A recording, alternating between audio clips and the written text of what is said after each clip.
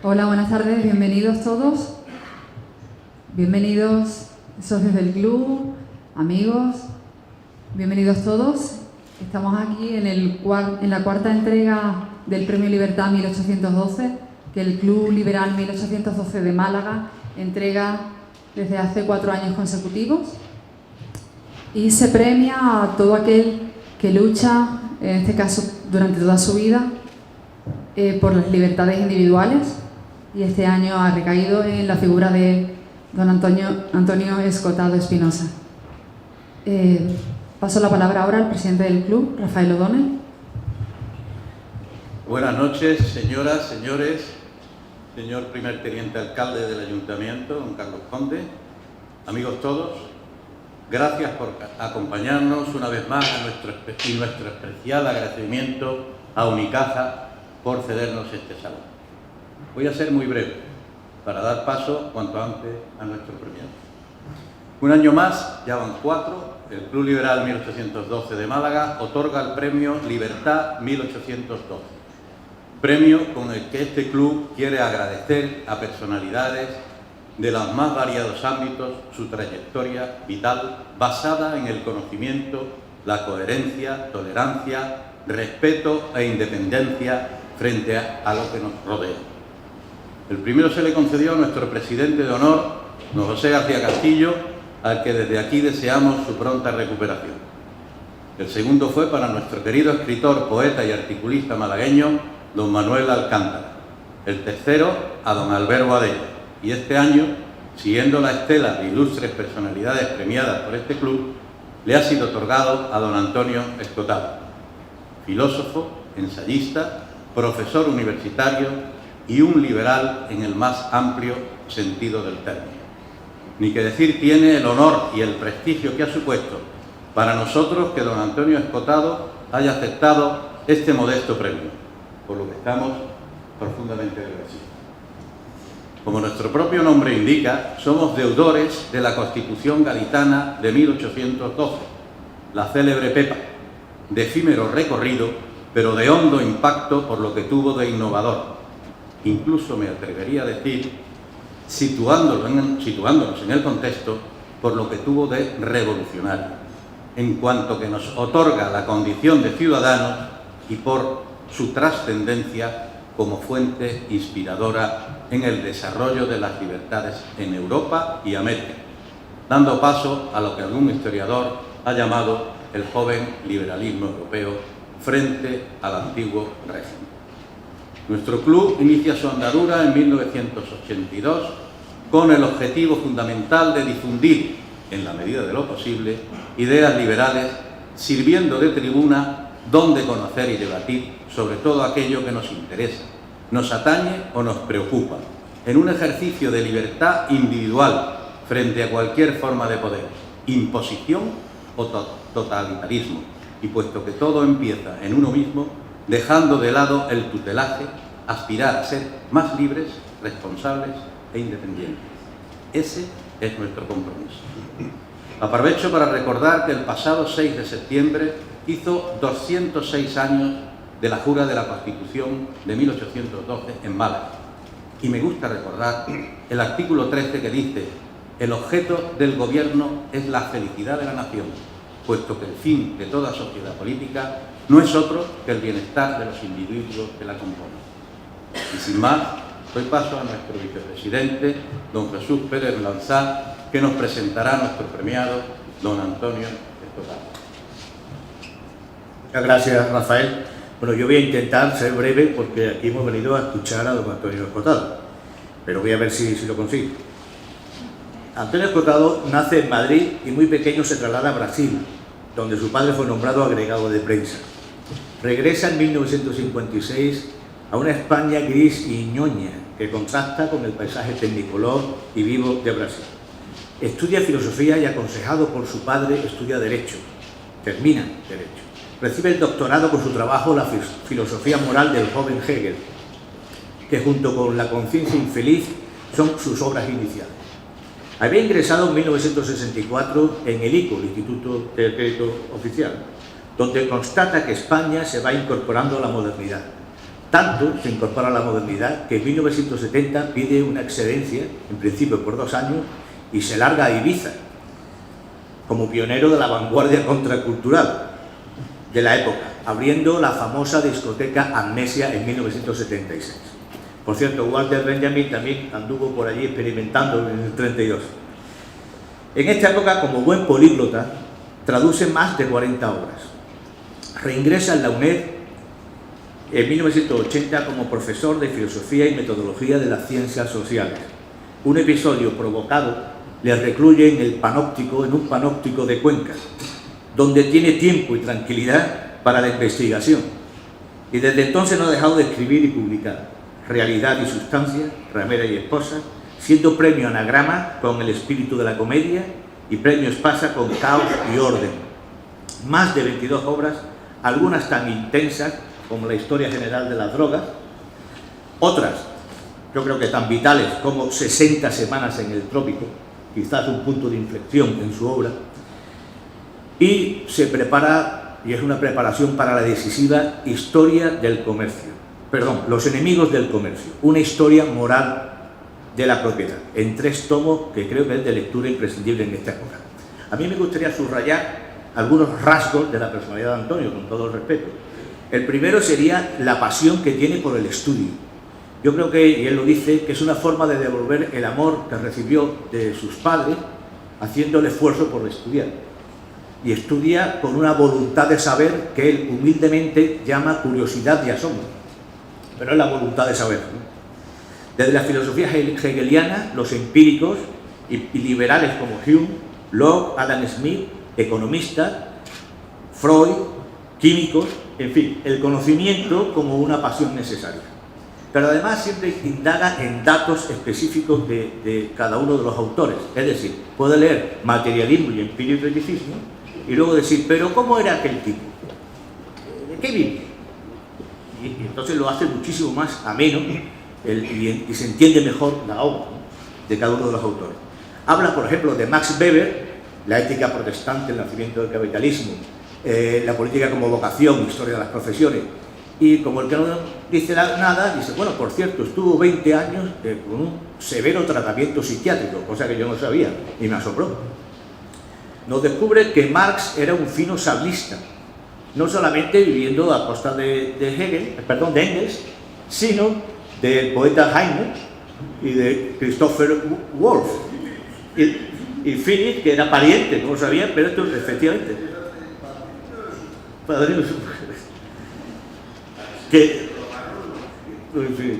Que Lenin vivía del estipendio de su madre, de su hermana y de los atracos que hacía Stalin, que financiando el partido bolchevique. Y oh sorpresa, lo hemos hablado antes, el millonario Alexander Barbus financia al partido bolchevique, seguramente con el conocimiento del Estado prusiano. No, el Estado prusiano, a quien les dio hasta 50 millones de marcos oro. Entonces pasó el partido bolchevique de 120 miembros a más de 200.000, porque en la Rusia de 1917, que acababa la guerra, figúrate la miseria que reinaba, entonces 50 millones de marcos oro. Estamos hablando de metálico oro. Pues que compraba lo que fuera, abría lo que fuera. O sea, pasar de 120 a 200.000 en 15 días ya te lo dice todo. Permíteme que siga, Antonio. Por favor. Porque otro de los rasgos de Antonio es la valentía. Más allá de lo políticamente correcto, es capaz de indagar y de desestructurar discursos que todos tenemos mucho respeto y no abordamos. Entre ellos, algunas verdades y un ajuste de cuentas con el comunismo. Es cierto que en España hay pocos teóricos marxistas, que yo conozco a Adolfo Sánchez Vázquez, quizás Sacristán Luzón, Paco Fernández Güell, Juan Ramón Capella, toda esa escuela, pero menos hay que lo hayan podido criticar y desestructurar y ver los saltos ideológicos que tiene. Pero para eso hay que leérselo, que es hay que tomárselo con paciencia. Bueno, me lo tomé yo con paciencia. Y tanta.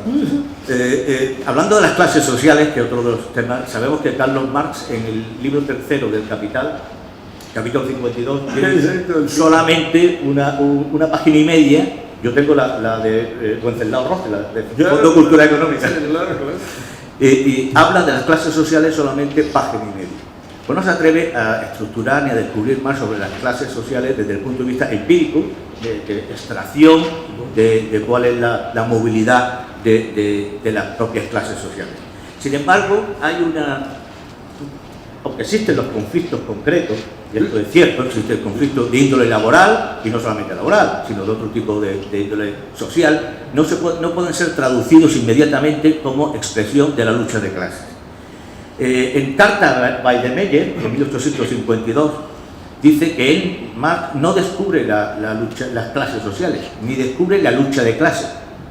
Lo que él descubre es que la lucha de clases termina en la dictadura del proletariado, y una vez que termina la dictadura del proletariado, estamos en una sociedad sin clases, es decir, el paraíso en la tierra. Es un salto ideológicamente y discursivamente infumable. Hay una cuestión que es el manifiesto de 1848, Marx habla de dos clases sociales, burguesía y proletariado. Sin embargo, abre un portillón que dice, bueno, también son aliados del proletariado aquellos ideólogos burgueses que pertenecen a la facción de clase burguesa, pero que han sido capaces de elevarse a la comprensión teórica del movimiento, del movimiento histórico. Claro, por ese portillón entran todos los teóricos marxistas y no marxistas, e incluso los revolucionarios profesionales, que incluso como Stalin y Mao no tienen que leerse al Capital, que ni se lo leen, ¿no?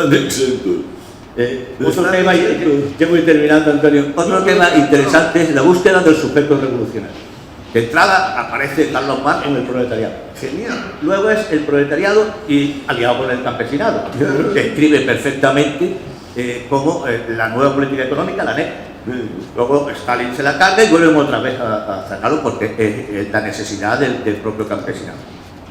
Después el sujeto revolucionario ya no sería la Alianza Obrero-Campesina y las fracciones de clase de la pequeña burguesía con los frentes populares. Ya va ampliando. En el populismo bolivariano y peronista, con sus ideólogos Chantal Mouffe y Ernesto Laclau, ya es el pueblo, es transversal, ya no se habla de clase, ya es el pueblo en general. Pero por último, según los recientes teóricos marxistas, el sujeto revolucionario ya no es la pertenencia de clase ni su posición en la lucha de clases, sino que es el propio sujeto, el individuo, en cuyo inconsciente pulsional ideológico está inscrito el capitalismo, de forma que se explota a sí mismo. No es una broma, esto lo dicen muchos teóricos marxistas. Tanto rodeo y tanto sufrimiento. Es lo último. Sí. Tanto rodeo y tanto sufrimiento para volver al individuo, al sujeto libre, al hombre nuevo que reclamaban los socialistas utópicos, incluso el último ley. Yo más. Termino. La principal cualidad, en mi opinión, de Antonio Escotado es su compromiso cívico con la virtud, con la honradez, con la honestidad, el esfuerzo, la valentía, el estudio, el respeto, la tolerancia, que conforman una difícil ética laica no impuesta ni coercitiva, sino arraigada en el ser sin esperar promesas, que ha presidido su encomiable apuesta por la libertad. Pero mejor, oigámosle. Adelante, Luis.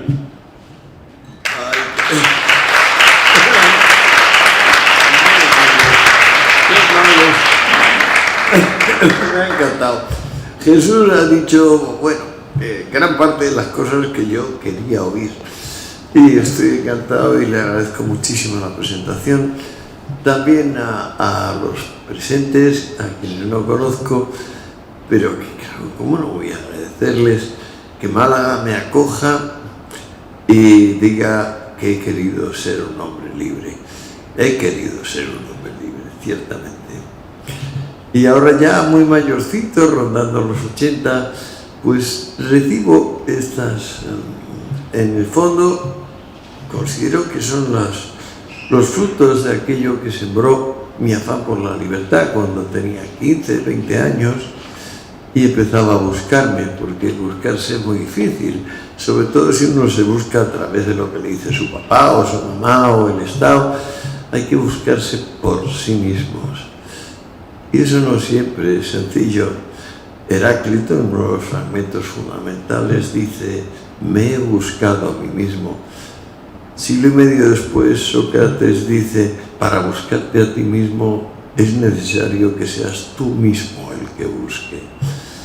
Para entonces el oráculo délfico había dicho que el único hombre de la Hélade que era sabio era uno que andaba por Atenas muy feucho, con grandes bolsas debajo de los ojos, con aspecto de sileno, que era pues una figura de mitología griega, un semidios, básicamente lascivo y ebrio.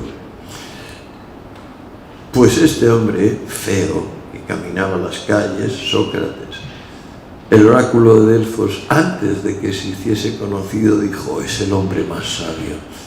¿Por qué lo dijo? Porque ese hombre iba diciendo por la calle: solo sé que no sé nada. Pero al mismo tiempo le decía a todos: conócete a ti mismo, pero no te olvides, tienes que conocerte a ti mismo por ti mismo. Era una responsabilidad, para mí lo ha sido siempre. Ahora ya viejo, en el declinar de la vida, les reconozco que, por ejemplo, he llegado a una edad donde desearía quedarme frito ahora mismo de un infarto masivo o cerebral o cardíaco, porque en algún momento hay que terminar, y agarrarse la vida cuando la vida se despide de uno no puede ser más que un negocio para una medicina corrompida. Pero bueno, tampoco es cuestión de ponerse en asuntos fúnebres en modo alguno. ¿En qué sentido me ha venido a mi bien intentar ser libre? Pues bueno, aparte de tenerlos a ustedes aquí, poderles decir algunas cosas más concretas. Jesús ha mencionado las clases en Marx. Esto es un tema que yo he dedicado unos 20 años de mi vida full time. Full time quiero decir sin sábados ni domingos, 14, 15, 16 horas diarias dedicadas al tema. Digo, sin fines de semana ni vacaciones, 20 años. Bien, ese tipo de cosas, que da tiempo para comer y tratar a los amigos de vez en cuando y tal, sí que da tiempo, se lo aseguro yo. Pues entonces aumenta de tal manera la información que 2 veces en la trilogía estuve a punto de dejarle por borrachera de datos. Por ejemplo, en relación con el romanticismo y el utilitarismo, llegué a aumentar de tal manera la información que entre Dickens, por ejemplo, románticos, y Víctor Hugo, románticos, y luego, pues yo qué sé, James Mill, su hijo John Stuart, y sobre todo Bentham y Ricardo, pues ya me emborraché. O sea, digo, ya, de aquí no paso. O sea, me los había leído todos. Ricardo es el único autor que me ha hecho dormirme leyendo, porque soy muy resistente. Soy como repelente niño Vicente. Esto que ha dicho Jesús antes es verdad. Quise devolver el amor de mis padres, demostrándoles que era capaz de leer los libros más rollos de la biblioteca. Y lo hice desde pequeño. Y luego venía a casa a cenar Marañón, por ejemplo, una eminencia que me dejó una huella imborrable en la vida. Y papá, que era tonto del bote, le decía: mi hijo sabe mucho más que yo debía tener como 9 o 10 años, y sabe mucho más que yo, y de lo que fuere. Y el pobre Marañón, avergonzado, claro, hacía alguna pregunta, y que yo no sabía contestar, por supuesto, porque Marañón era muy inteligente. Y sin embargo, pues, me dio apoyo, no me desencaminó por completo en aquellos casos. Entonces, las clases en Marx. Da la casualidad que aquellos 20 años me han dado tiempo de saber ciertas cosas muy concretas. Jesús ha mencionado que en el manifiesto de 1848 de Marx Engels se dice que el mundo está dividido entre los intereses incompatibles de 2 grandes clases: el proletariado y la burguesía. ¿No? Por evidente. Estamos en 1848, es el año milagroso de las revoluciones. Hay revoluciones en Budapest, en Viena, en Venecia, en Berlín, en Londres, en Madrid. Las hay en todas partes. Es el annum mirabilis de la revolución, 1848, y muy pocos meses después estalla la Comuna de París, que es sangrienta, brutal. Es la primera gran rebelión después de la Revolución Francesa. Bueno, Marx dice que hay dos grandes clases. Cuando Marx habla de clases, es un sinvergüenza que confunde clase con estamento. Entonces, cada vez que dice clase, está queriendo decir un sitio donde tú no puedes salir. Igual que si eres un intocable, un brahmano, un kshatriya. En la India, los estamentos son la ley de la cuna. Allá donde naces, allá morirás. Hagas lo que hagas. Por ejemplo, al príncipe no se le permite arruinarse porque es un príncipe y significaría hacer poco digna la función principesca. De modo que entre sus amigos y sus familiares a lo mejor degüellan al príncipe por portarse muy mal, pero para nada lo van a reconocer hacia terceros. O sea, olvídese, eso es el mundo estamental. Marx es un mentiroso, un sinvergüenza, que cuando habla de clases está queriendo decir estamentos. Y entonces dice el proletariado como si fuese lo mismo que los intocables en la India, por ejemplo, o que los comerciantes en la India. No es cierto, es mentira. Y en esa misma época, por ejemplo, El Capital se publica el mismo año que Los Miserables de Víctor Hugo y Historia de dos ciudades de Dickens, o algún otro libro de Dickens. Estoy seguro de lo de Víctor Hugo, no estoy tan seguro de lo de Dickens, pero como Dickens era tan prolífico, seguro que no me equivoco tampoco. Habrá algún otro libro de Dickens de la época. Entonces está hablando de que el proletariado es eso, es una casta, y tú naces y mueres proletariado. Sin embargo, el más mínimo análisis de ese segmento social demuestra que es la movilidad misma. O sea, primero son campesinos serviles, siervos de la leva, es decir, personas que al nacer no tienen derechos más que los reconocidos por su señor local, y que esa gente, aprovechando que de repente empiezan fábricas y talleres, recuerden que la legislación gremial vigente casi 9 siglos hasta entonces prohibía empresas con más de 7 personas. El maestro, los oficiales y los aprendices no podían pasar de eso. Fue el famoso Statute of Monopolies de 1625, inglés, el que dijo: se acabaron las empresas limitadas a 7 miembros. Los gremios patalearon y patalearon porque se jugaron la vida, pero la perdieron. La ganaron entonces los comerciantes en Inglaterra. Hablamos de 1625.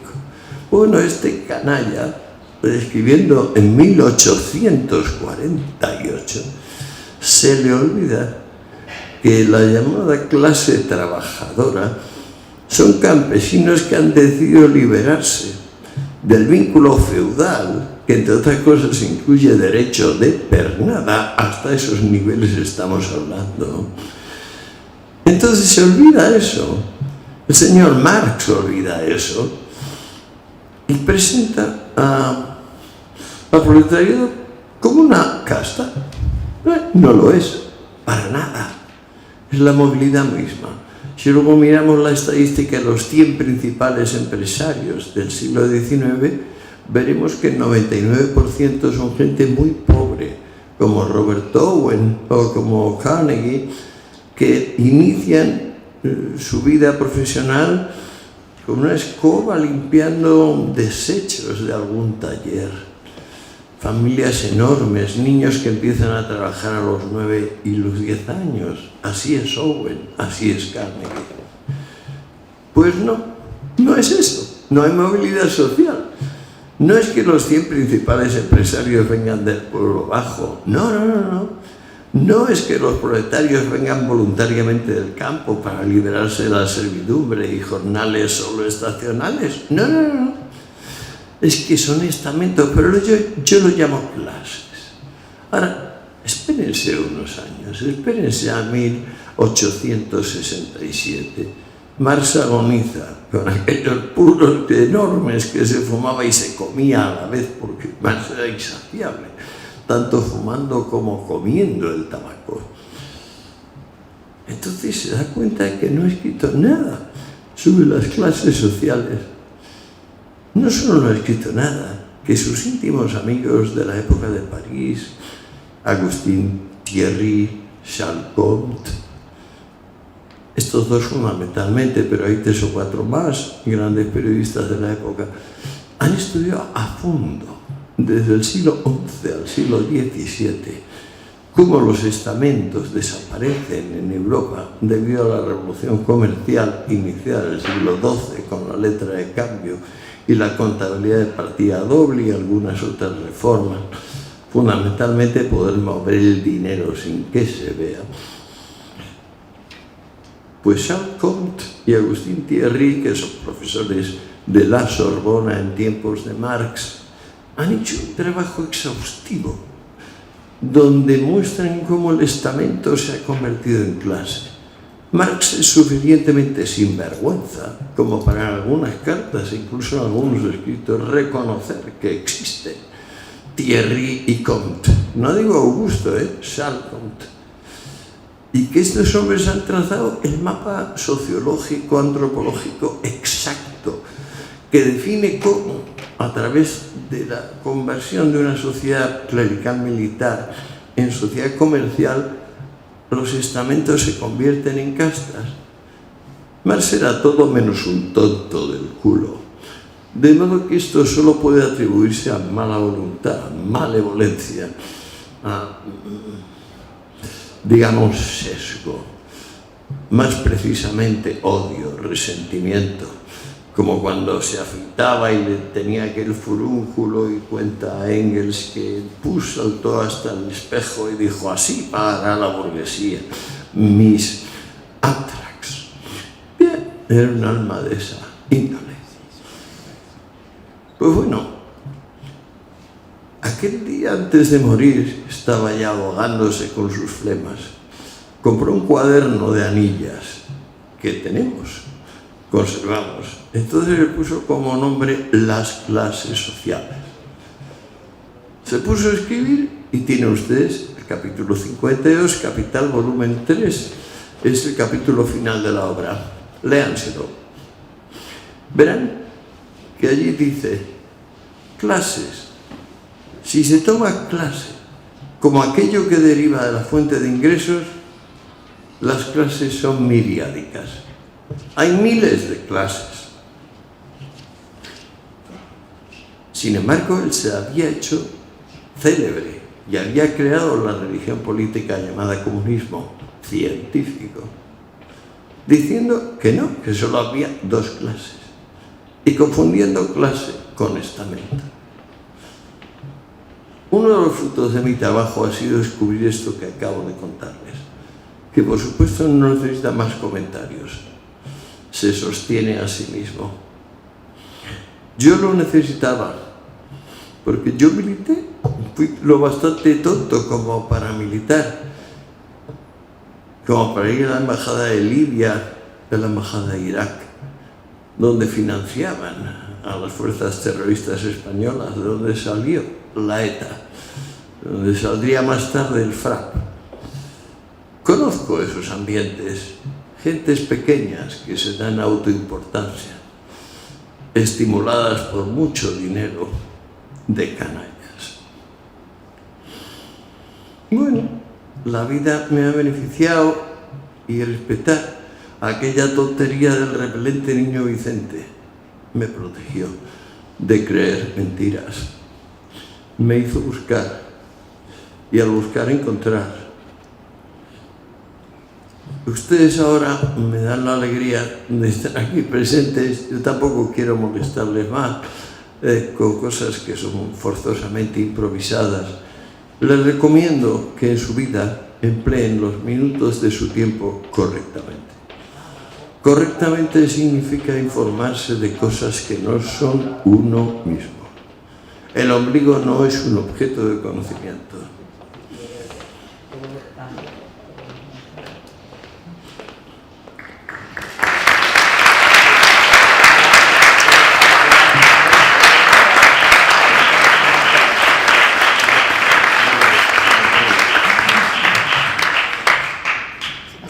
Pasamos ahora a ver el vídeo presentación homenaje a Antonio.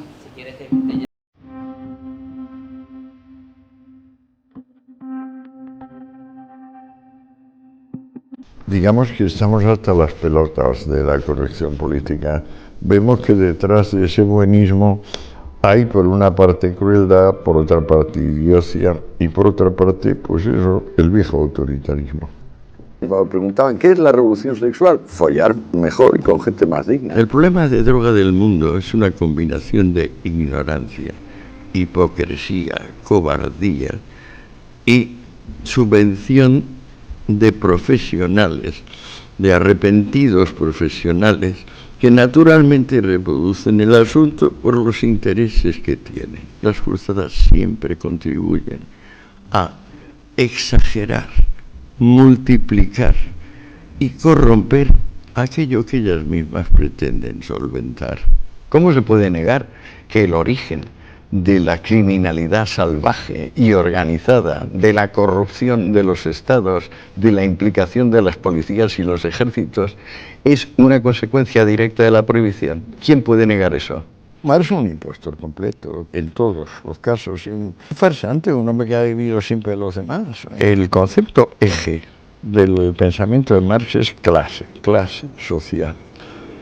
Pero tiene tal mala fe que no llama clase social a la clase social. Lo que él llama clase social son castas. Y es lo que acaba de desaparecer desde el Renacimiento. Es decir, en vez de haber la inmovilidad de la cuna, donde tú si nacías villano, te morías villano, y si nacías noble, morías noble, eso fue sustituido por la sociedad comercial. O sea, la obra de la burguesía fue crear clases sociales móviles, donde la suerte y el mérito influían. Porque naturalmente en las castas olvídate de la suerte y olvídate del mérito. Pues bueno, la inaudita cara dura de este hombre es hablar de que, decir, enunciar que el progreso es algo realizado a través de una lucha de clases, cuando él no está hablando de clases, está hablando de castas. Lo que pasa es que el comunismo ha presentado el fascismo como lo contrario de él. Son totalmente idénticos el programa de Hitler, Mussolini y Lenin. Entonces resulta que en un país donde había a lo mejor 5.000 empresarios, pues todo se reduce a un solo empresario, señor Lenin, señor Fidel Castro, señor Mao. Y como dicen en la mini, cartucho al cañón. Que el comunismo es la ideología conservadora por excelencia. El comunismo no quiere saber qué pueda salir del cambio. O sea, él quiere hacer una revolución completa, ¿para qué? Como él mismo lo aclara, pues para poner últimos a los primeros, lo cual solo se puede hacer mediante un cataclismo de violencia y arbitrariedad. ¿Pero por qué? Porque lo que no quiere es el cambio gradual, la evolución la indigna. Aunque Engels quemó 1 millar de cartas entre ellos, no quemó 2 o 3 donde él pone su corazón en que Alemania invada Rusia y acabe con Rusia, porque le parece que Rusia, el pueblo eslavo, es una mancha, un estigma en la condición humana y que lo mejor que puede hacer es desaparecer. El propio Marx, cuando ve que la gente empieza a hacer caso de los disparates con los que empieza el Capital, aquella definición de la mercancía diciendo que ¿qué es esto? De que va a haber valor de cambio. No, solo puede haber valor de uso. En Rusia es el único lugar donde ese despropósito tiene algún tipo de lector. Y entonces, claro, ante eso cambia Marx y se pone a estudiar ruso. Y como era un eminente políglota, yo creo que en 3-4 meses es capaz de leer ruso. Que sí, que puede ser el protocomunismo y que entonces en Rusia no hace falta revolución industrial. Muy graciosa aquella carta donde le dice a Engels que se ha estallado un furúnculo y ha saltado el pus hasta el espejo. Y dice, así pagará la burguesía hasta el final de sus días mis furúnculos. Dice, después tenía muy mala naturaleza. Él vivía envuelto en la nube esa de tabaco y alcohol, donde estaba sumido, y sobre todo de rencor, de resentimiento profundo, esa sensación de que no sirve para nada, de que se le ha muerto su hijo Edgar a los 8 años. Encima tiene la arrogancia de decir que va a hacer un paraíso mucho mejor que el que perdieron Adán y Eva. Es increíble que hayan ensayado la vía de Marx fácil 60-70 países, algunos durante 80 años como la USA, y que a todos les haya ido no mal. Lo siguiente, Y sin embargo, ahí están. Es que es una religión. A todos los caciques y jerarcas que reinaban en el mundo, y les ha metido miedo y ha obligado a los liberales a ser liberales y a los demócratas a ser demócratas. Y que en ese sentido su máxima de contribución a la historia universal es obligar a las democracias liberales a ser democracias liberales, realmente. A pesar de que historiadores de la talla de Gibbon meten la gigantesca pata de decir que la causa de la decadencia del Imperio Romano es el cristianismo, es todo lo contrario. El cristianismo es lo que le permite a Roma durar 3 o 4 siglos más con un régimen tan ruinoso como una sociedad esclavista. Odiar la individualidad, que es lo que hacen todos los igualitarismos, es inútil. Pero además de inútil, implica unas operaciones de crueldad que la humanidad no estaba acostumbrada a presenciar. La diferencia entre el comunismo del Sermón de la Montaña, que es un comunismo del amor, al comunismo científico, que aparece con el manifiesto de 1848, es que el resentimiento, el odio, que en definitiva en el Sermón de la Montaña, en el Evangelio, es al más acá, a este valle de lágrimas terrenal del cual se espera salir para llegar al cielo. El comunismo científico tiene la increíble insolencia de querer crear el paraíso en la tierra. Y al fin, esto es lo que yo voy descubriendo por ahora en el tomo 3 de mi investigación, consigue la forma más parecida, jamás ensayada, al infierno. No es fácil cambiar de idea, sobre todo cuando has llegado a pensar, daría mi vida por matar a Franco. Darte cuenta de que Franco es un pequeño dictador comparado con lo que ha habido. Franco tuvo una época de dictadura, pudieron ser los 5 primeros años, que yo no conocí porque yo estaba con mi familia en Brasil. Y cuando yo llegué, en el 56, ya empezaba la época de dictadura blanda, y lo que este país era ñoño. O sea, eran curas, monjas, el gran tema era la represión sexual. Mandaban mucho los militares, pero no tanto como para intimidar, muchísimo menos, por supuesto, que en Cuba o que en la Unión Soviética. No, era un país ñoño, que no sabía bien qué hacer, pero que tenía una intensa vocación de unirse a Europa y unirse al mundo occidental. He explicado varias veces que, a mi juicio, la derecha desapareció con la Segunda Guerra Mundial y se hizo centro. ¿Por qué sigue existiendo? Pues porque la izquierda necesita un reflejo especular. Cuando la izquierda se dé cuenta de que ella tiene que evolucionar como evolucionó la derecha, empezaremos a estar en una situación realista, en una situación pragmática y a entendernos. Pero es que, claro, no nos vamos a entender tan fácilmente porque no es una cuestión de programa, no es que difiramos en esto y lo otro, sino que es una cuestión de emociones. O sea, ciertas personas odian a otras y no lo ven muy claro por qué y se buscan la justificación que sea. Y si de repente esa justificación falla, aparece otra. Lo que no se puede suprimir es el odio. Lo que se distribuye como memoria histórica directamente es una colección de embustes. Ahí el sesgo es máximo. Porque la libertad lleva consigo de asunción del riesgo, de comprender que gran parte de los hechos son inciertos, que no mandamos sobre el mundo, sino que más bien el mundo manda sobre nosotros, y que todo lo que nosotros podemos hacer respecto de eso es ir ensanchando la autonomía de nuestros deseos. Pues bueno, parece que ha habido épocas donde se ha amado más la libertad que esta. Lo que hay que hacer es informar a las personas. Por un lado, darles la libertad de elegir, porque al fin y al cabo no son niños pequeños, no son párvulos, sino que son ciudadanos con derecho a obrar autónomamente. Pero por otra parte, claro, si la clase médica, la clase farmacéutica, la clase política colabora en este gigantesco engaño, en este fraude a la ciudadanía, lo único que pueden hacer los ciudadanos es oponer a la barbarie conocimiento, oponer a la tiranía autonomía. En definitiva, responsabilidad, responsabilidad, responsabilidad. ¿Saben ustedes cuál es la palabra contraria a responsabilidad, a mi juicio? Victimismo. No ha salido la palabra todavía. Pero me temo que gran parte de lo que se ha dicho hasta aquí y de la gran parte de lo que se sigue diciendo no es más que victimismo. Un poquito de coraje. Honrémonos a nosotros mismos. La desolación de haber pensado que el bien estaba allí, cuando luego la experiencia nos demostraba que estábamos equivocados. Entonces hemos sufrido mucho. Yo no sé hasta qué punto ha sufrido Federico, yo sí. Releerlo, estar abierto a cambiar de idea, Juan Carlos.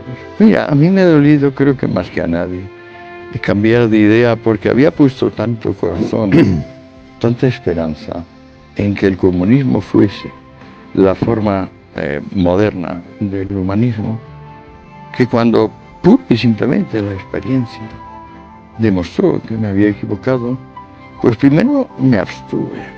Durante varios años no dije nada, ni siquiera a mi círculo inmediato. Y luego dije, aquí tengo una responsabilidad conmigo mismo y con los demás. Y ahí está, trabajé 20 años y escribí Los enemigos del comercio. Yo he sido más rojo que la muleta de un torero. Lo que pasa es que, claro, estudiar me ha hecho cambiar. Creo que el verbo estudiar todavía no se ha conjugado todo lo posible.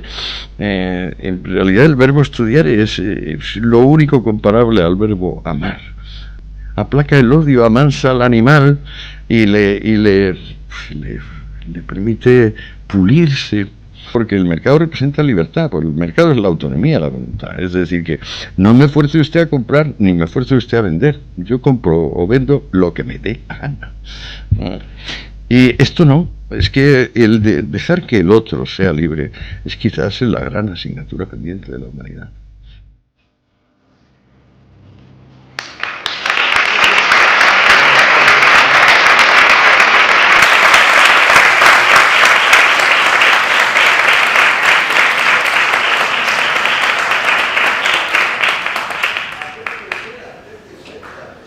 Un momento, Antonio.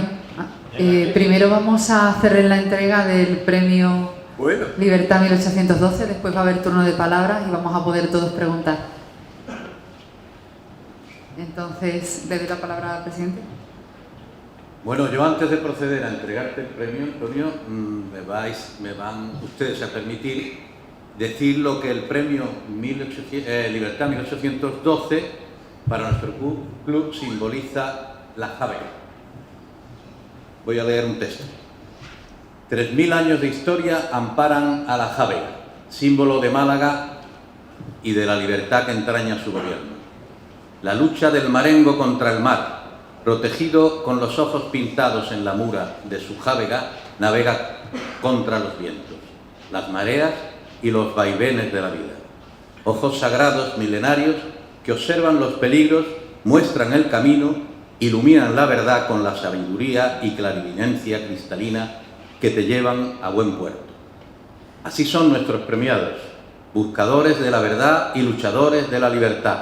Las mareas y las tempestades no desvían el rumbo que marca su compás, alarmando sobre las rocas que pueden encontrarse en la deriva de la vida.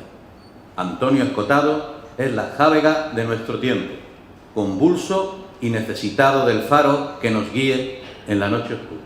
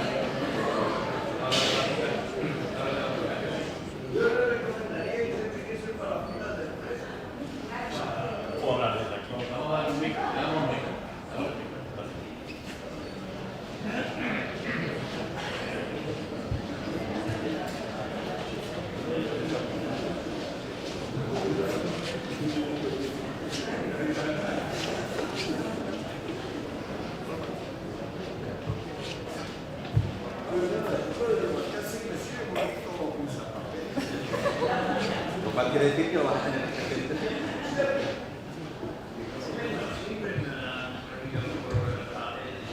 Lo que me parecía correcto.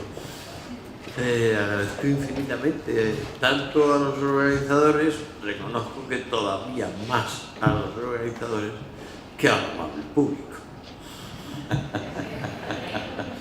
Bueno, Antonio, ¿te parece que empecemos con el turno de palabras? El turno de preguntas. Sí, buenas noches.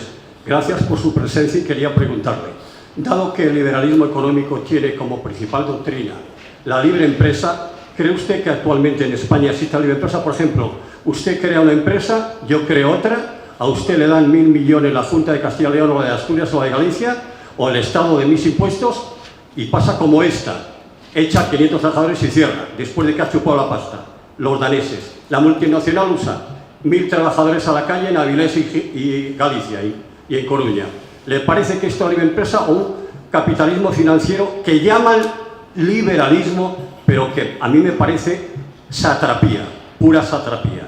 ¿Cree que en España actualmente deberían existir leyes que al menos hagan devolver los 1.500 millones que nos han robado estas empresas que vienen 10 años para trincar la pasta? ¿No son más bien financieros que empresarios? Yo tengo que empeñar mi propia casa con 10 obreros y si no pago al banco el dinero, me mandan a la puñetera calle. En España creo que actualmente no hay liberalismo, hay satrapía financiera, no empresa. Gracias. ¿Qué opina usted de esto? Me parece muy interesante lo que usted dice. Sin el tránsito del metálico al papel moneda, de la moneda que valía en sí misma a la moneda de confianza, que se llama también de fiat,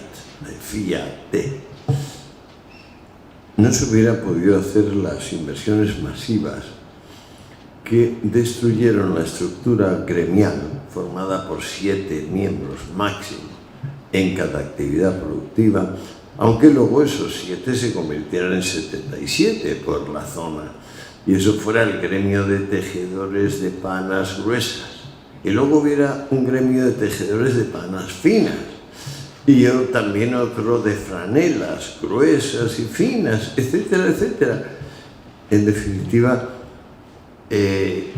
la soberanía era del productor, y de un productor que individualmente no era nada, porque eran 7 tíos, pero que gremialmente, distribuido a través de las famosas cartas patentes, patentes significa publicadas, o sea, que tenían en la puerta de las empresas un cartel que decía: esta empresa tiene carta patente. Quiere decirse que sus procedimientos de elaboración no pueden ser imitados por ninguna otra, y no se puede crear ninguna empresa con más de tantos miembros en esta zona, salvo que lo apruebe la presidencia gremial, que era un grupo formado por una serie grande de empresarios gremiales.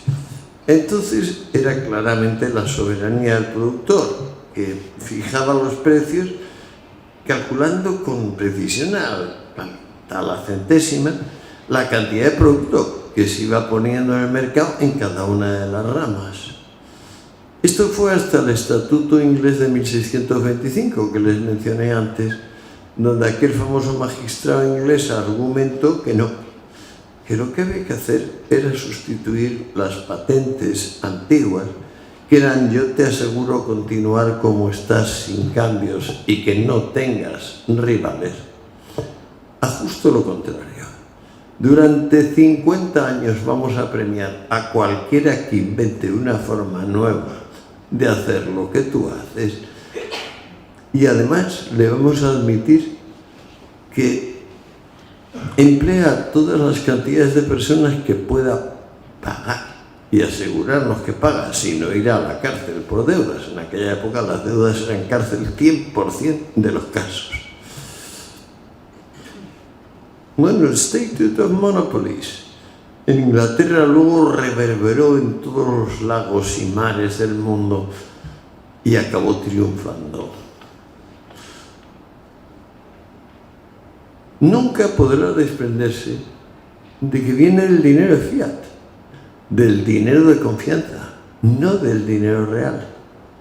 Y que por tanto se crea un diferencial muy fuerte entre el interés, digamos, vigente en un mercado y el interés que gana realmente cada empresa en cada sector. Que es un asunto que, bueno, los bancos que van llevando las cuentas corrientes de las empresas lo saben en detalle, sobre todo si unen sus informaciones, pero ¿qué se está ganando en cada rama, en cada periodo de tiempo? Eso está tirado, saberlo. Pues eso es el interés real que están rentando las empresas. Eso es el rendimiento. Eso es cómo va en cada territorio. ¿Interesa eso? Me temo que no. Lo que interesa es el interés nominal del dinero. ¿A qué precio están dando los bancos el dinero? ¿Qué interés debo dar para que me den o un préstamo personal o un préstamo comercial? ¿Se está tomando en cuenta la mediana de beneficio de los sectores en zonas determinadas por tiempos determinados? No. ¿Quién lo puso de relieve? Knut Wicksell, el maestro de Hayek, aproximadamente en los años 15-20 del siglo XX.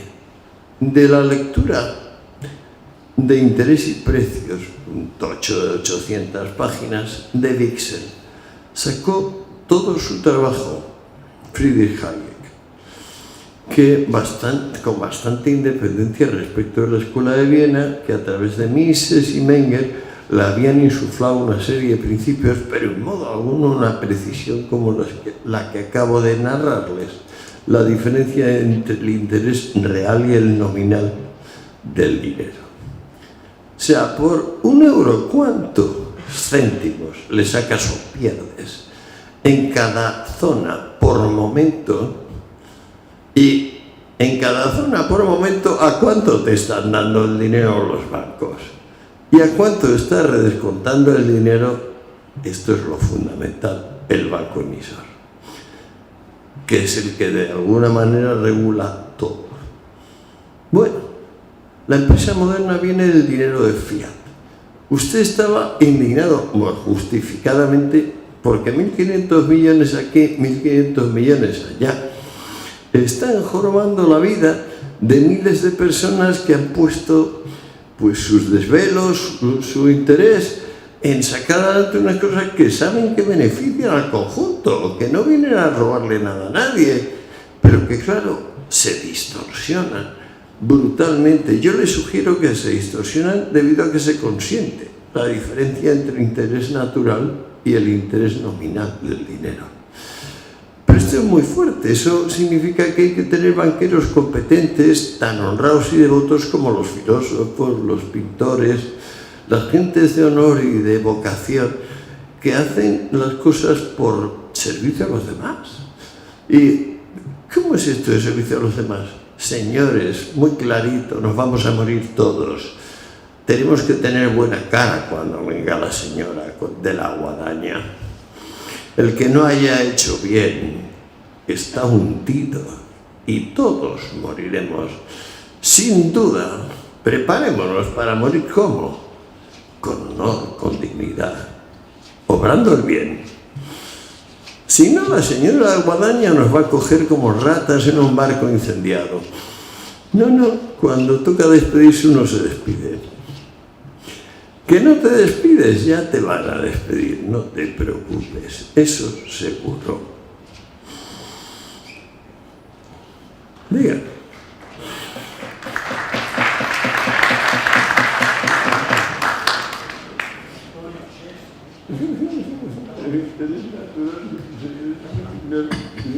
¿Sí? Antonio, es un placer exquisito el contar contigo aquí y compartir contigo. Yo he compartido cientos de horas leyéndote, pero tenerte físicamente es un placer. Y todo lo que nos has contado, los que te seguimos desde hace tiempo, más o menos, aunque no con la profundidad con que tú manejas todo el contenido intelectual que tienes, pero más o menos navegamos en superficie. pero yo quisiera que nos hablaras y nos dijeras algo de la situación actual del país, de lo que tú ves, del futuro que nos espera. Y yo siento muchísimo que una persona de tu capacidad humana e intelectual no tenga mucha más preeminencia en primera escena. Yo te veo como un super ministro al que yo serviría como un esclavo. Gracias.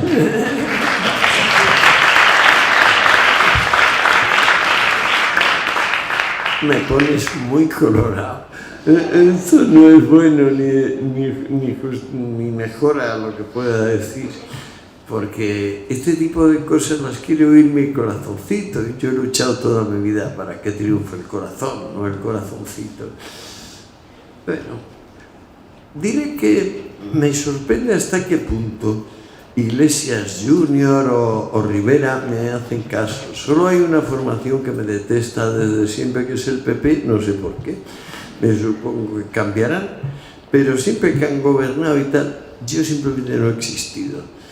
La verdad es que, por ejemplo, hay excepciones. Esperanza Aguirre me trata mucho, incluso me pidió ser consejero áulico. Yo le dije que los coffee shops, figúrate, hace mucho tiempo, y dijo que aquella disparate, no sé cuánto, y ya pues, hemos seguido viéndolos, pero no.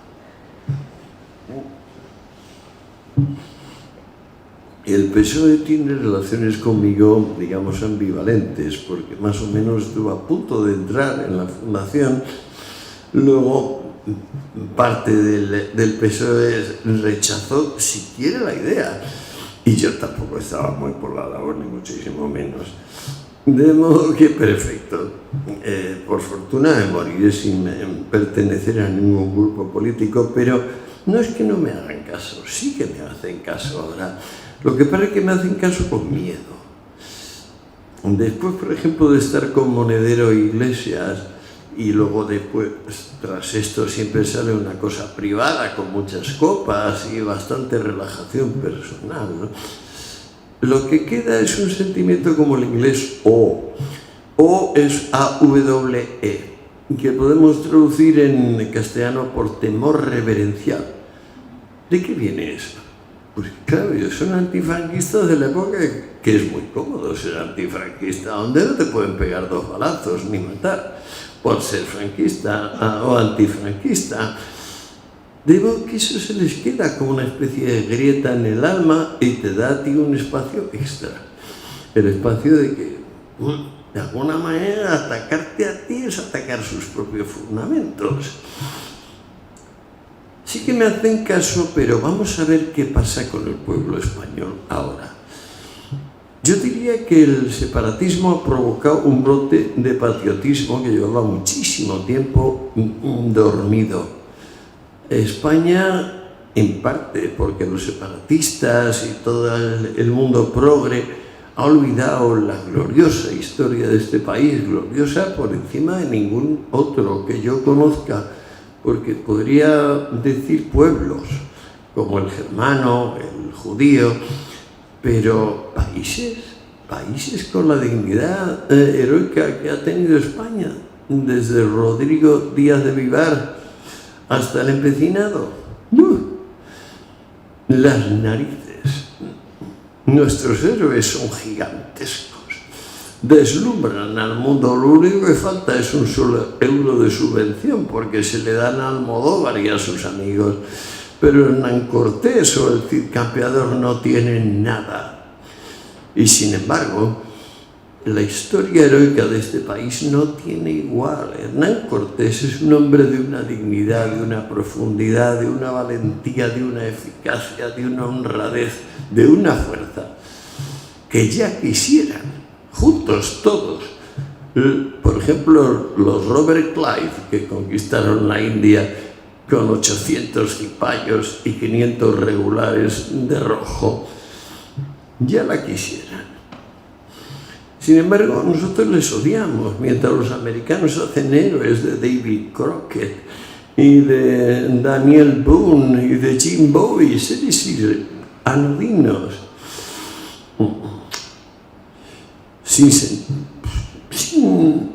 sin la menor relación con el corazón con la sustancia del mundo. ¿Pero por qué? ¿Por qué aman su país? Y entonces le tienen que buscar héroes. Nosotros odiamos nuestro país y olvidamos nuestros héroes.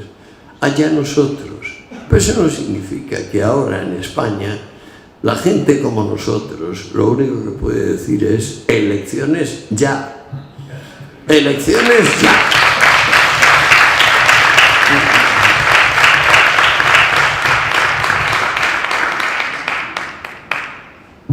Por ejemplo, los lacitos amarillos, ¿por qué no se llaman churros?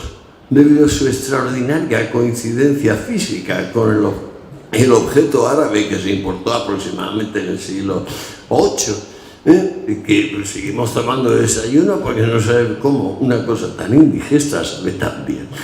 A mí especialmente con café con leche, les digo. Café con leche calentito, un churro, una porra, por favor. Ahora, lo que están poniendo en Cataluña no son churros.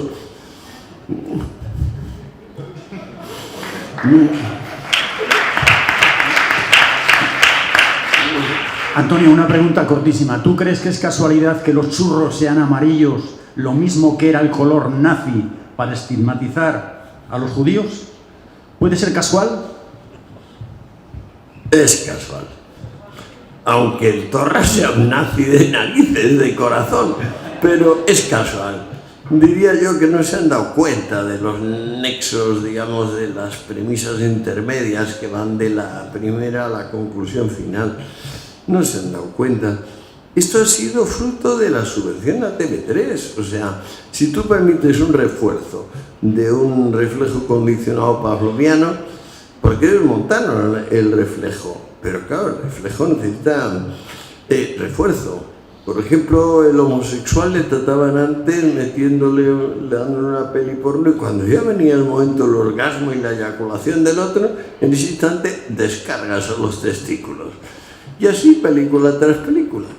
De modo que al mes o al mes y medio el sujeto, cada vez que veía a un señor a punto de eyacular, que era su fantasía principal, tenía todo lo contrario, una relación eufórica o deseosa de aquello. Al contrario, minutos antes ya estaba escapando de la escena del crimen. ¿Qué necesita el reflejo? ¿Qué necesita el perro para seguir salivando si no le das el plato de comida? Refuerzo. O sea, que le des el plato de comida. Pronto o tarde. ¿Quién le da el plato de comida? A Cataluña, TV3, por ejemplo. ¿De dónde viene el dinero de TV3? ¿Es que gana dinero TV3? No, TV3 pierde dinero. ¿Quién paga ese dinero que pierde? Esta es la investigación que debería hacer el juez Llarena en vez de tonterías sobre la rebelión y no sé qué chorradas. Que investigue desviación de fondos públicos a finalidades privadas. Que investigue desvío de dinero, que investigue abuso de poder. Yo les advierto que a mi juicio el delito de rebelión no existe, es un deber civil de todo ciudadano vivir rebeldemente.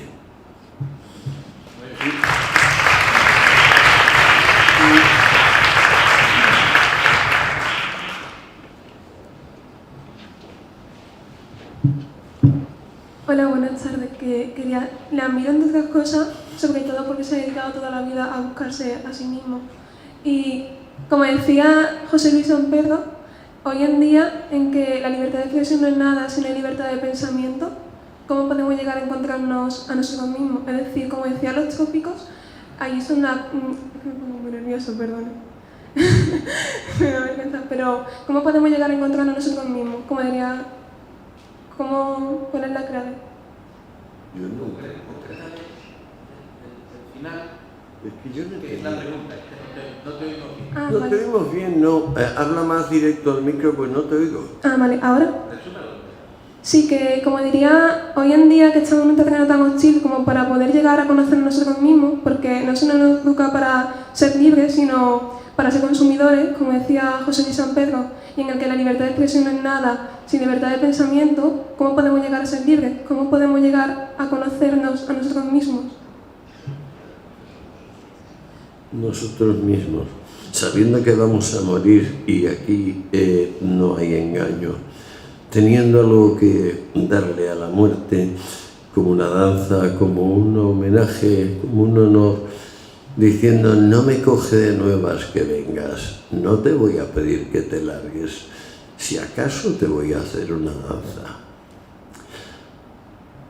Teniendo la seriedad infinita de saber que solo la muerte nos defiende de la banalidad, de la falta de paradero, de la falta de sustancia, de perder el tiempo, de olvidarnos quiénes somos, de olvidarnos de buscarnos, olvidarnos de trabajar, olvidarnos de lo que les debemos a los demás, olvidarnos en general de lo que el mundo tiene de exigencia.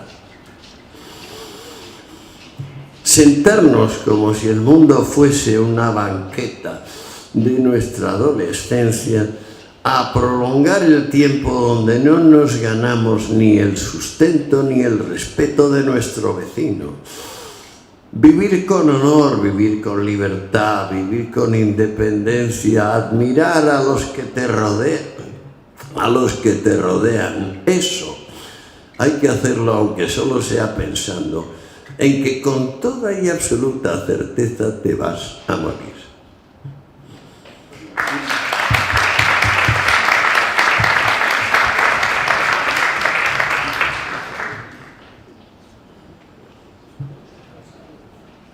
Nos vamos, quiero sumar. Bueno, haz una pregunta breve.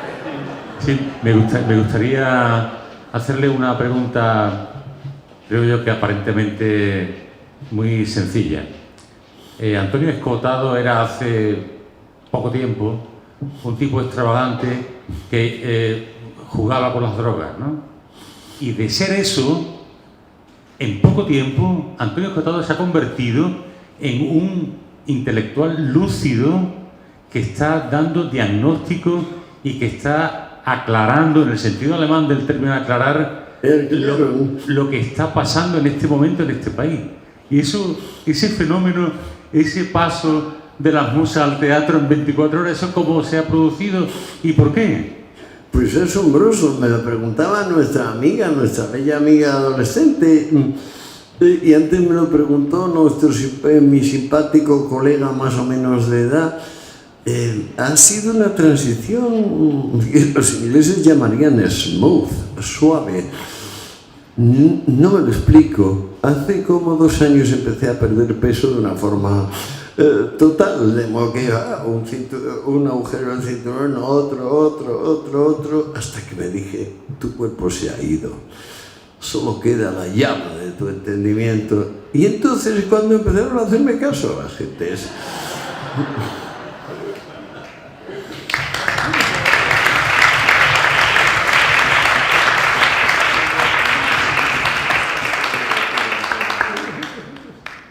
ya nos vamos a fumar, a beber, a hacer todo tipo de golfadas, que ya está bien.